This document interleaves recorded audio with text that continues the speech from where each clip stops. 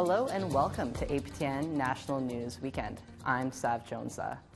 In Ottawa, a ceremony of remembrance took place Wednesday at the National Aboriginal Veterans Memorial. It's a day to shine light on the contributions of First Nations, Métis, and Inuit service people who were often overlooked in the past. Here's Annette Francis with that story. Approximately 80 people gathered for the quiet ceremony, including representatives from the federal government. Following a few speeches, wreaths were placed on the Veterans Monument to honor the more than 12,000 Indigenous men and women who have served this country. It was a sunny but cold day. In spite of cold feet, Catherine Askew says it's humbling. I think of the soldiers who were in the trenches, who were frozen for months at a time, whose feet were riddled with sores and mud from the conditions they lived in. And so my feet, although they're cold, it doesn't mean much compared to their sacrifice. Askew has served in the Canadian Forces for 26 years. She comes from a long line of dedicated veterans on her father's side from the Moose Factory First Nation. In all, she says it amounts to 110 years. My great-grandfather served during the First World War. My grandfather served in the Second World War. They were both in the infantry. And when they came home, there was no recognition of their service to Canada. Of course, as many Indigenous people know, we didn't even have voting rights at that time, yet we chose to dedicate our service to this country. And for far too long, that service as well was not remembered on Remembrance Day, and Indigenous people were not invited to lay wreaths at the National War Monument. Patrick Stevens is from Nipissing First Nation. He's served 22 years in the Canadian Navy. He says being a land protector is a sacred duty. That's why taking time for ceremonies like this is important. Sometimes it's difficult to truly comprehend what some members may have gone through. I think it's a great honor and privilege to be here to support some of these veterans, Indigenous veterans, as well as the importance to remember truly what we've been through. Because if we know where we came from, we can definitely tell where we're going. Annette Francis, APTN National News, Ottawa. Winnipeg's Aboriginal Community Campus remembered Indigenous veterans at their 27th annual ceremony. Here's more on what took place at the event.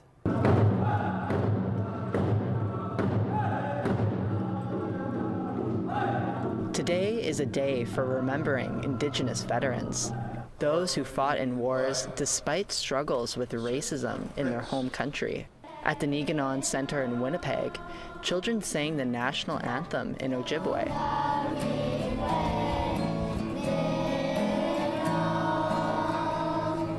And Manitoba's Premier, Wab Kinew, spoke directly to veterans and active service people.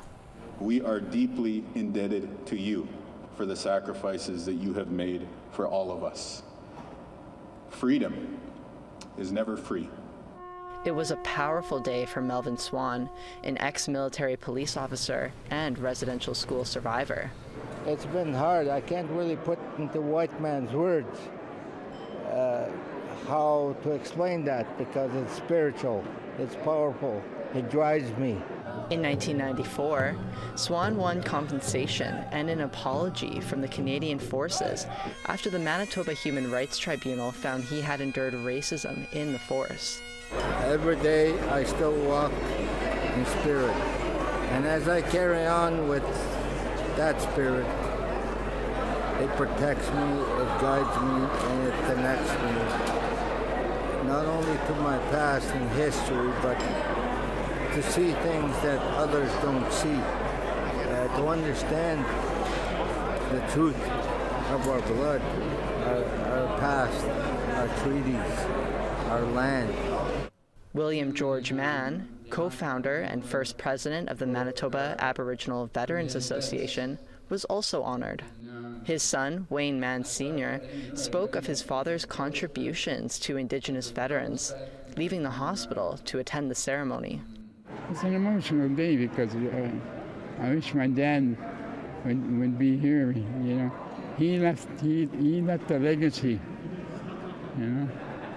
That's what he did for all the comrades, you know. He left a legacy. As the day comes and goes, Premier Canoe says Indigenous veterans will never be forgotten.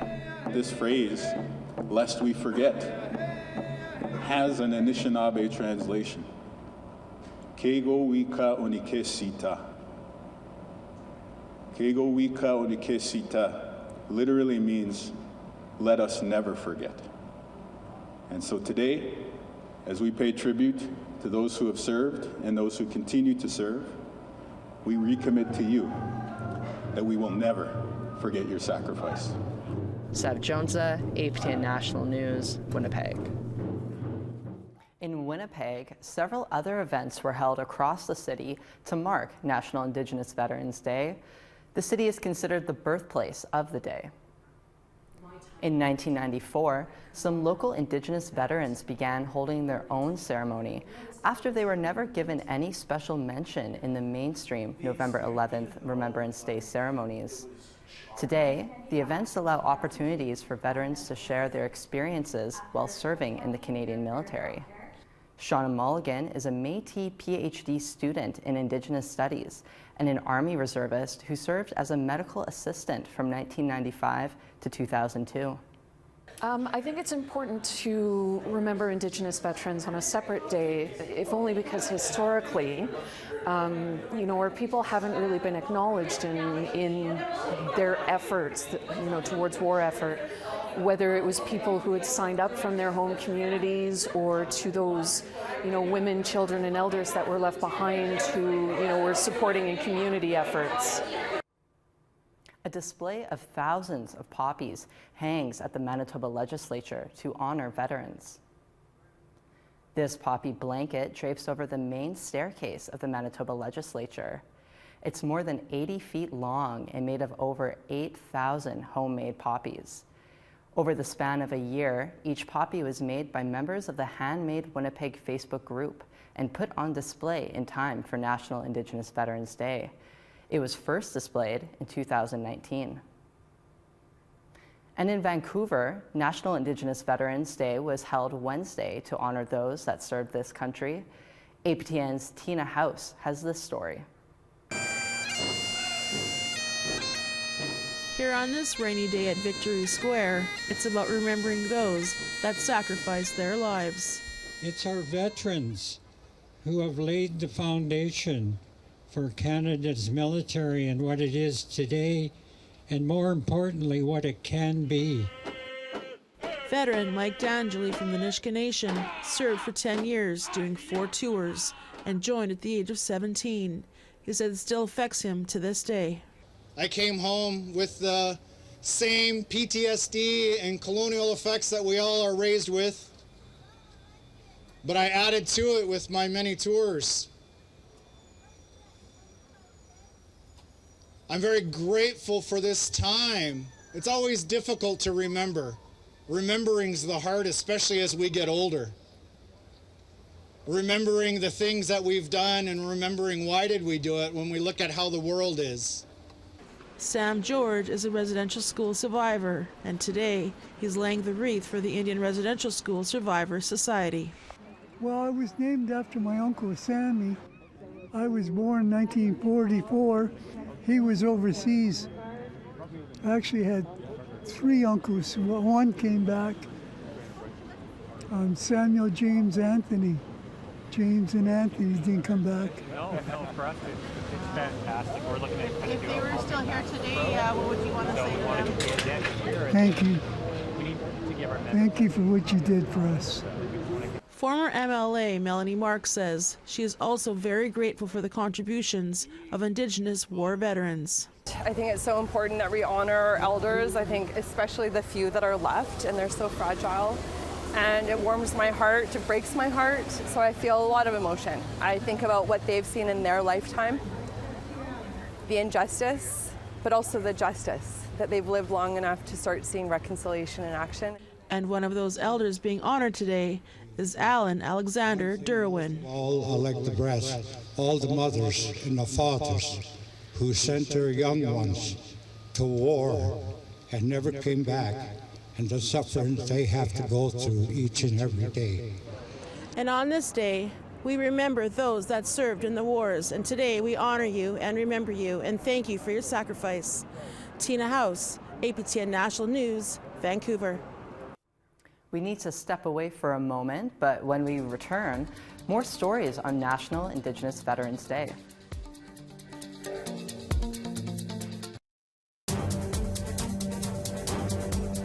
There were ceremonies right across the country for National Indigenous Veterans Day. One of them happened in Halifax, Nova Scotia, where it opened up a national conference on ending homelessness. As Angel Moore reports, Indigenous veterans are more likely to use shelters. Indigenous veteran flag carriers walked in ceremony to honor those who served, witnessed by almost 2,000 frontline workers, community leaders, and politicians. It was led by Debbie Eisen, resident elder of the Mi'kmaq Native Friendship Centre. She served 36 years in the Canadian Armed Forces and says veterans are the forgotten. It's important for us to remember to honor them in a way that they are not living on the streets, that they are looked after both with their medicine wheel of health and mental health, physical, spiritual, and emotional. It's one of the responsibilities that we need to take on. According to the Journal of Military and Veterans Health, in a study of 4 Canadian cities published in 2019, found Indigenous veterans are 10 times more likely to use shelters. Pam Glo-DeRochier is the executive director of the Mi'kmaq Native Friendship Centre. She thinks the amount of homelessness is higher. Right now, we make up less than 1% of the population, and yet we're making up 30% of the homeless population. And I actually believe that data is not correct. I actually believe there's a lot of work that needs to be done on that data, and I believe it should be done by the community for the community so that we're in control of that data, so we get to tell our story. Mi'kmaq veteran Gerald Hines was impressed by the large crowd and grateful for the support. To see the amount of folks that care about the homeless and the non-people that are not getting fed properly. It's so tremendous, and I say that very truthfully. Coming from being a veteran myself, it's overwhelming to see the support that we have across Canada that is here. Flag carrier veteran Brian Blue is from the Peguis First Nation in Manitoba, but lives in Nova Scotia. He says no veteran should be homeless. I do know that if there's one veteran that's living on the street that shouldn't be there, then obviously we got to do everything in our power to make sure that doesn't happen. That's Indigenous and non-Indigenous veterans. Glo-DeRochier says the solution to homelessness begins with Indigenous voices. And I think by us having a voice at that table, we're actually able to bring that voice forward, and the importance of Indigenous people being at these tables is key to actually moving things forward.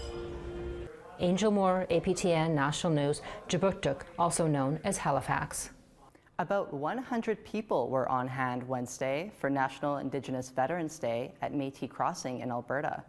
The event honored Métis, First Nations, and Inuit veterans for their essential contributions in history. APTN's Chris Stewart has more.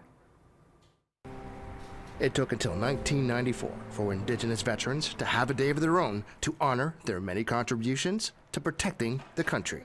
Many lives have been lost in wars going back over 200 years. Today, Métis Crossing celebrated their efforts with stories from veterans and a memorial. Juanita Marwa is the CEO of Métis Crossing. So it is very important to us to celebrate our Indigenous and Métis veterans here at Métis Crossing. For many years, for decades, they have been unrecognized, disrespected, and not fully acknowledged for the contributions that they have made.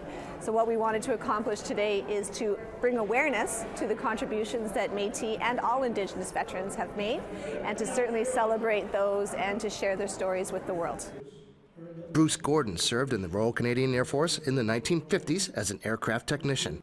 He says he is grateful that Indigenous veterans are finally getting the recognition they deserve. I think it's long overdue that they hadn't been recognized for their effort since the War of 1812 right through to, I believe, even the Korean War.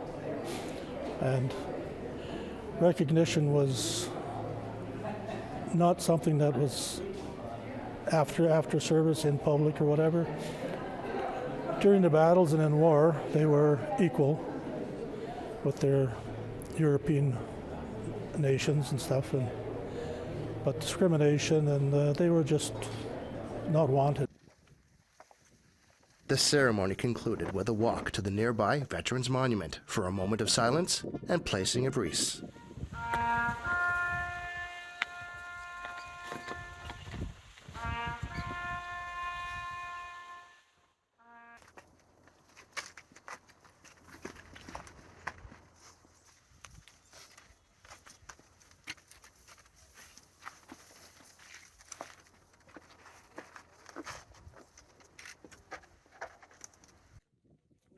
The military was in the blood of Bruce Gordon's family. I had 2 brothers in the service, one in the Army, and Brother Jim, and he was a sniper, and he was actually trained snipers. My other brother Jack was in the Navy. And back then, we didn't know much about war, because when they came home in '45, I was only 8 years old, but I've heard stories of the things after. I had a cousin in the Korean War, but they're all gone now. Gone, but not forgotten. Chris Stewart, APTN National News, Métis Crossing, Alberta. For more on Indigenous Veterans Day, we're joined by Jennifer Wood. She is a residential school survivor whose father was a World War II veteran. She talked with Savannah Kelly in studio earlier this week. Jennifer, thanks for joining us. How do you reflect on your father's service on this Indigenous Veterans Day? I reflect on my father's service by honoring and respecting him and being mindful of what he went through as a World War II veteran. I mean, he suffered a great deal, and I want all of Canada to be aware of the First Nations contributions that they made to our country in terms of our First Nation veterans enlisting into war. And many people probably don't know across Canada that the soldiers, you know, by rights didn't have to enlist because sadly they weren't considered citizens under the Indian Act. So I think of those things that he powered through and fought for his country, because he was a very proud man. And it's well documented that Indigenous veterans were not treated well following their services. What were some of the challenges your father faced, and by extension you and your family faced following his service? Well, following my father's service, I mean, we were greatly impacted as a large family, and me being the youngest. I mean, our father had PTSD, but back in that time, we didn't know he had PTSD. We would often wake up to him screaming, and you know, we'd have to come and shake him awake. And we were always alerted and woken up in the middle of the night. So, and as you know, there was no services for the veterans at that time. And it wasn't even spoken about. So I don't know how he dealt with it, but certainly our family was impacted by that. And in the same breath, I have to say that, you know, a lot of the soldiers that he fought with side by side in Europe, in Britain, you know, when he came home to his home country that he fought for, he wasn't allowed to associate with them. He wasn't allowed to go in the pub and celebrate with them and sit side by side with his soldier friends, even though they fought in the same war for the same purpose, for the same country. And why is it important to keep the memory alive of Indigenous veterans? It's very important to keep the memory alive of the First Nation veterans. As I said before, they didn't have to enlist because they weren't considered a citizen. Nonetheless, they went out and they fought for their country. When my father was interviewed on the reserve, because he was one of the most esteemed elders in our community because of his linguistic language that he knew fluently, he said, we didn't go across and fight with bow and arrows. We fought with rifles, just like our non-native veterans. And you know, he said things like that. So I want people to realize that our contribution was great. More importantly, the community that I come from, which is Niashingaming, Cape Croker in the English terms, we have the highest enlistment per capita of First Nations soldiers enlisting in the war. And that goes right across Canada. I'm sure a lot of our soldiers signed up to save our country. And finally, do you think more could be done to honor Indigenous veterans? I certainly do. They could be honored more extensively than they have been. I know they have a monument in Ottawa. I appreciate that. But certainly we could certainly honor them further at our legislatures here in Manitoba, in Winnipeg. We could go straight across Canada and have a monument in honor of our contributions of our soldiers. We could have them mentioned in all the schools. We could have them as part of our history. It could be part of a curriculum on the contributions that they made. There's many, many ways that we can honor our veterans. And I certainly hope in the era of reconciliation, I really sincerely hope that the governments of the day will take that challenge up and get those monuments to recognize our soldiers. Well, thank you so much, Jennifer, for sharing some of your family's story with us today. Thank you very much. We have to take one last break, but stick around. We'll see you when we return.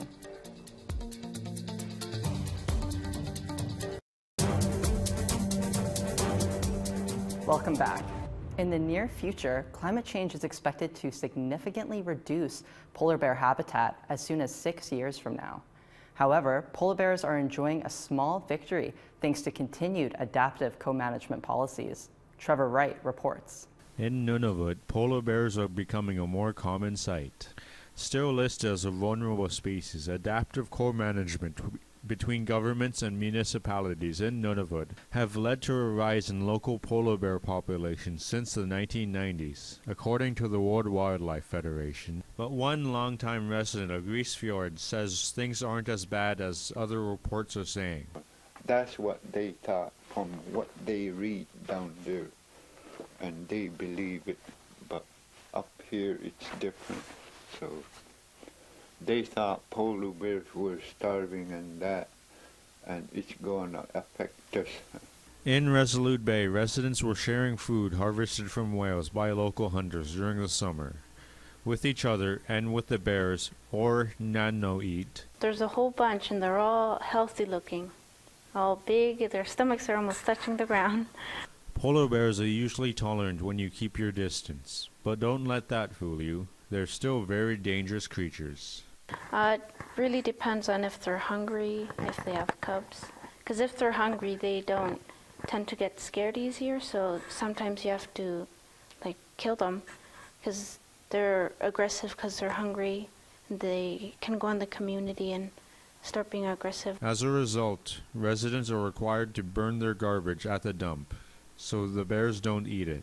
While polar bear populations are on the up, the loss of sea ice habitat due to climate change is expected to make a significant impact, with ice-free summers in the Arctic expected as soon as 2030.